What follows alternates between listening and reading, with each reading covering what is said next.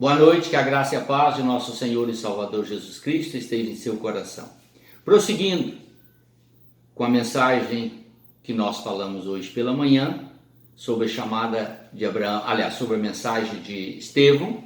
Estevão então prossegue no capítulo 7, verso 17, ele prossegue falando assim: como, porém, se aproximasse o tempo da promessa que Deus jurou a Abraão, o povo cresceu e se multiplicou no Egito, até que se levantou ali outro rei que não conhecia José.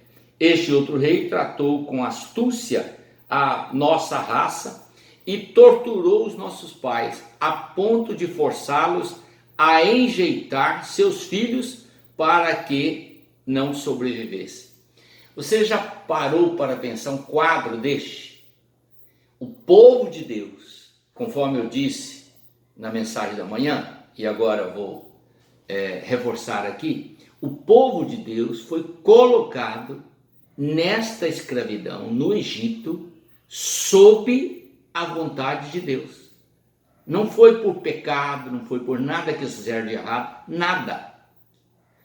Foi uma determinação de Deus. Deus levou o povo para o Egito, colocou eles ali, formou com eles uma nação poderosa e, ao mesmo tempo, mudou a liderança do Egito, que aprovava José, que era da descendência de Jacó, israelita, e colocou um outro rei que não tinha conhecido José, depois que José faleceu.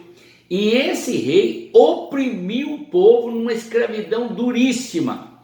E percebendo esse rei que a nação estava crescendo muito, a ordem que ele deu foi para que todo hebreu que nascesse, ou israelita, que é a mesma coisa, que nascesse macho, teria que ser morto.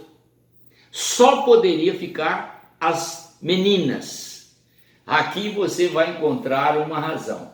Ele temia que Israel se fortalecesse muito e mais tarde se organizasse e lutasse contra o Egito pela sua própria libertação. O que provavelmente estava na mente e no coração de vários israelitas. Então o decreto do rei em matar as crianças e forçar o povo a um trabalho mais pesado, mais árduo, foi todo um propósito de Deus. Tudo isso estava dentro de uma programação de Deus para fazer o povo clamar a ele, buscar nele o poder e a proteção. Então, alguns momentos, a gente precisa compreender a forma que Deus trabalha. É muito complexo para a mente humana, que só pensa em viver na mordomia. Deus trabalha noite e dia pela nossa redenção. E o que o Senhor não deseja de forma alguma é que nós sejamos condenados. O pecado já está enraizado em nosso coração e já deturpou a humanidade. Então todo esse processo, todo esse trabalho que Deus faz, ele faz com o propósito de nos mostrar que há uma oportunidade para sermos salvos. E esta oportunidade está, conforme já falei pela manhã, no projeto dele. Ele criou um projeto para a nossa redenção.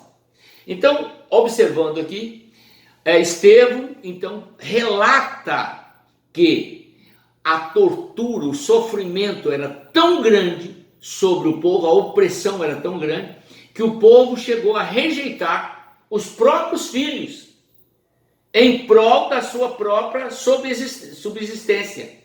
Ou eles entregavam as crianças para serem mortas, ou eles morriam. Então, é um quadro terrível, triste, doloroso, incompreensível. E Deus via tudo isso. E isso fez o povo clamar a Deus incessantemente. Moisés, que já estava no plano de Deus, preste atenção. Moisés, que já estava no plano de Deus, diz o texto sagrado: por esse tempo nasceu Moisés, que era formoso aos olhos de Deus, ou seja, ele foi escolhido por Deus desde o ventre materno. A mãe, Joquebede, quando o gerou, não tinha plano, não tinha projeto, não tinha nada. Ela só não queria que o filho morresse. Mas esse desejo dela também foi colocado por Deus, porque todas as mães não queriam que os seus filhos morressem e eles morriam. Mas esse foi escolhido por Deus de uma forma especial. Me pergunta por quê? E a minha resposta é: quando chegarmos lá nós ficamos sabendo, certo? Porque a Bíblia não relata o porquê. Só diz que Moisés pareceu formoso aos olhos do Senhor e ele então preservou através de sua mãe, que certamente o Espírito Santo orientou a Joquebede o que devia fazer para proteger o José, ou o Moisés. E ele foi protegido. E ele terminou lá no palácio do rei do Egito. E lá foi criado pela filha do faraó. Querido, muito impressionante esse texto. Porque Moisés foi educado, diz o texto sagrado, olha aqui. Por 3 meses ele foi mantido na casa de seus pais, mas depois foi colocado pela filha, foi criado pela filha de Faraó, e Moisés foi educado em toda a ciência dos egípcios, e era poderoso em palavras e obras. Esta palavra que ele dá aqui, palavras e obras, exatamente depois que Deus começou a usá-lo como instrumento. Antes, ele foi instruído na ciência do Egito por 40 anos. Então, 40 anos de estudo, de dedicação, tudo dentro do propósito de Deus. Nada que Moisés pediu, ou os pais dele pediram, ou que ele sonhou, ou que ele desejou. Toda essa conversa, esse blá blá blá que o povo inventa e coloca hoje aqui como mensagem de Deus, nada disso. Deus tinha tudo planejado. Deus levou ele para lá, ordenou que tudo fosse feito da forma que ele. Quando completou 40 anos, Moisés desceu, o Espírito Santo de Deus o conduziu até onde estavam os escravos, e lá Moisés viu então um egípcio brigando, ou melhor, espancando um hebreu. E ele foi em defesa do hebreu, matou o egípcio e o enterrou ali. Alguns judeus viram aquilo. Moisés pensava que os judeus iam ver nisso, que ele seria o libertador deles. Diz o texto sagrado. Está aqui o registrado. Vendo um homem tratado injustamente, tomou-lhe a defesa e vingou o oprimido, matando o Egito. Ora, Moisés cuidava que seus irmãos entenderiam que Deus os queria salvar por intermédio dele.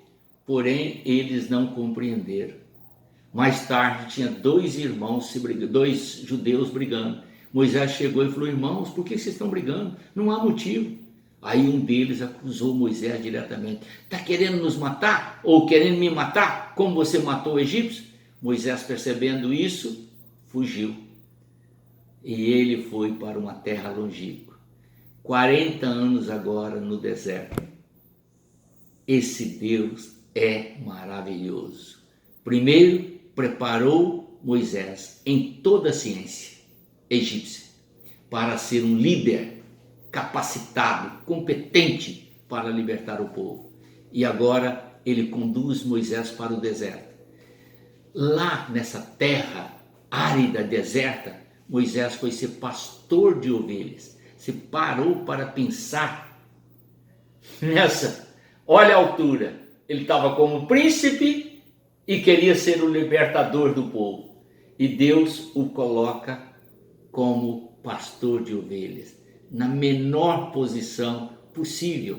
Não era o proprietário do rebanho, ele trabalhava para o seu sogro, cuidando das ovelhas, num local árido, um local sem recurso nenhum. E foi lá que Moisés encontra-se com Deus e o reconhece, ou melhor, o conhece como ser vivo e todo-poderoso. E Moisés então recebe a missão de Deus. Só que quando Deus fala com Moisés, quero que você capite essa instrução aqui agora que a Bíblia nos dá.